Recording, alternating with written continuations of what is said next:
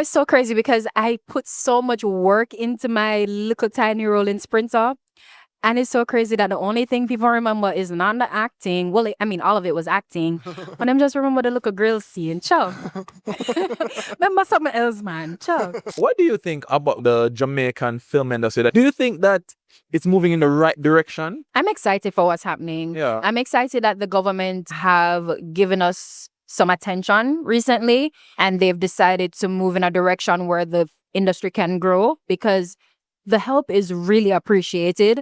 And I'm so excited that people who've been in this industry, who've been going at it for all these years can actually now reap benefits and rewards from it because they've been at this. Like they really have. They've been writing scripts, use money to them on a pocket for put together short films, to enter festivals, like just to get eyes on their projects. So I really, really hope that like Jamaicans will appreciate the work that the industry is putting into creating these projects. Definitely. It not go perfect yet.